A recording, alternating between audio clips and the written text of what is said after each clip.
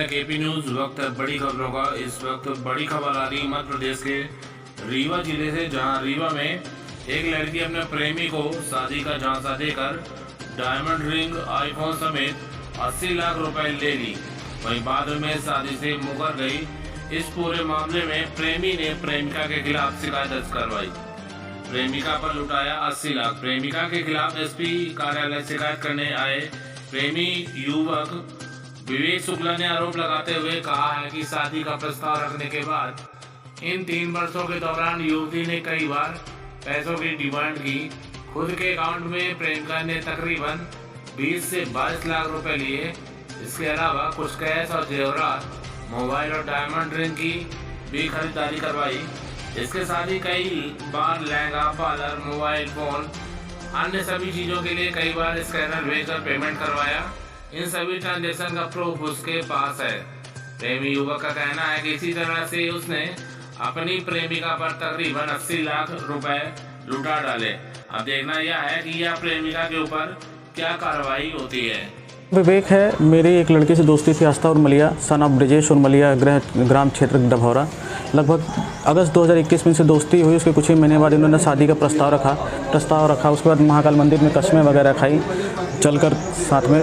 उसके बाद ये पैसे का लेन देन इन्होंने शुरू करवाया मेरे से। लगभग आपको दिखाना चाहूँगा यहाँ पर 165 या 66 बार भी इन्होंने लगभग 20 लाख रुपए या 22 लाख रुपए अकाउंट में लिया है, खुद के अकाउंट में लिया है। इसके अलावा 2 लाख रुपए अपनी बहनों के अकाउंट में लिया है, कैश लिया है, और इसमें डायमंड रिंग लिए हैं, एप्पल के फ़ोन लिए हैं, एप्पल की घड़ियाँ ली हैं, और इसके अलावा गिफ्ट्स, कपड़े, और ये बहुत सारी चीज़ें इसमें ऐसी हैं जिसका इन्होंने स्कैनर भेजा है, लिंक भेजा है, इसमें पेमेंट कर दो। हेयर कटिंग का सारे जो एविडेंस हैं ये हमारे पास यहाँ पे इनकी चैट जो है वो रखी हुई है 2021 से आगे की। ये सब हिस्ट्रीज़ हैं, आपको बताना चाहूँगी इसमें सब। और इनके फादर ने इसके बाद इन्होंने किसी और से सगाई कर ली। फिर हमने पैसे की अपनी डिमांड रखी, हमारे पैसे वापस किए जाएं, तो जान से मारने की धमकी दी गई। हमारे घर में अज्ञात लोग घुसे जिसकी हमने शिकायत भी की।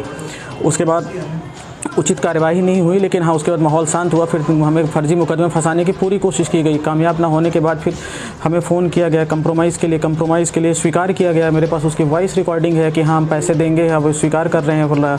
लड़की के पिताजी के पैसे देंगे, हमारी बेटे ने लिया, उसके लिए हमने एक जो रिकॉर्डिंग है सभी को दे दी। लेकिन पैसे देने से फिर ये मुकर गए और हमें फिर से धमकियाँ लगातार दी जा रही हैं।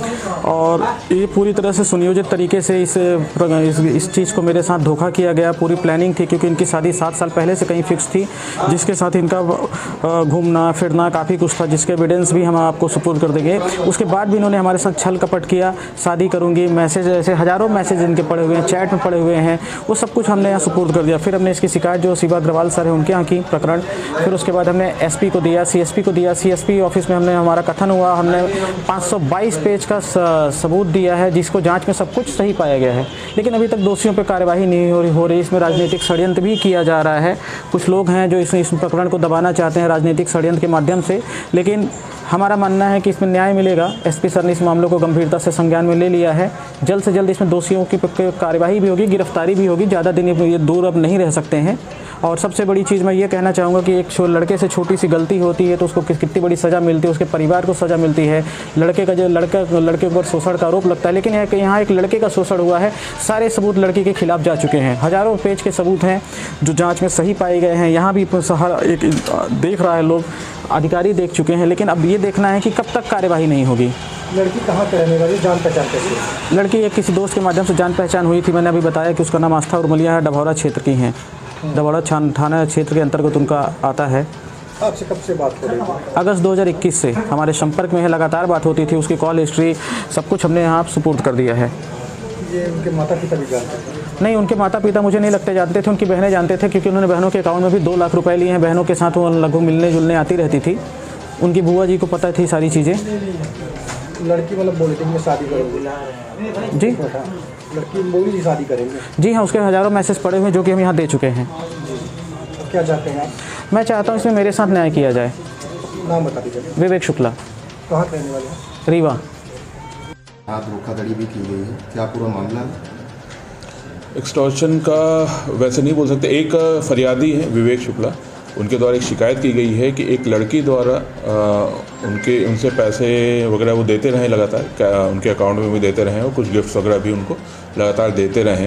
और आपसी रजामंदी से थे, उनके बीच में बातचीत वगैरह थी और अब उस लड़की की शादी कहीं और हो रही है। तो ये करीब इन्होंने इसमें करीब कई लाख रुपए ट्रांजैक्शन पैसे भी दिए हैं और कुछ लाखों के गिफ्ट्स भी इन्होंने इनको दिए हैं, तो करीब 50 लाख के ऊपर वो अमाउंट आ रहा है। तो ऐसा उन्होंने पूरा प्रूफ दिया है हम लोग को और अपना कथन और वक्तव्य भी उसमें दिया है।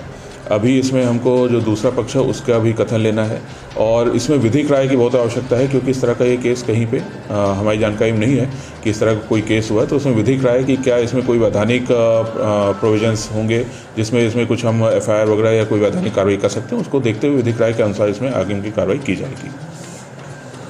सर, फरियादी का कहना है कि कई बार थाने के चक्कर लगाए लेकिन संबंधित थाना प्रभारी द्वारा जो है FIR नहीं दर्ज की गई। जैसा मैं बोला कि ये इस तरह का ही कोई ऐसा हमारे पास केस पहले नहीं आया है और विधिक राय इम्पॉर्टेंट है, ना ही हमारे पास कोई ऐसी FIR पहले की है, क्योंकि कई सारी चीज़ होती हैं वो क्लियर कट धाराओं में उल्लिखित होती हैं कि इस तरह का होगा तो हम 420 मानेंगे, इस तरह का होगा तो हम 376 मानेंगे। तो जो ये केस है या शादी का झांसा मानेंगे, उसमें भी जब किसी महिला या बच्ची की तरफ से हमारे पास आता है तो उसमें भी एक डेफिनेशन होती है उस चीज़ की। अब इसको धोखाधड़ी की श्रेणी में माना जाएगा कि नहीं माना जाएगा, वो पूरी हमको विधिक राय के अनुसार ही और जो कथन अनुसार है उसके आधार पर हम उसको निर्णय ले पाएंगे उसमें। सर, आवेदक का कहना लगातार जान से मारने की धमकी मिली। मैंने उनसे कहा प्रूफ आप मुझे दें कि ऐसा कुछ हुआ है तो मुझे बताएं और उसमें भी हम कार्रवाई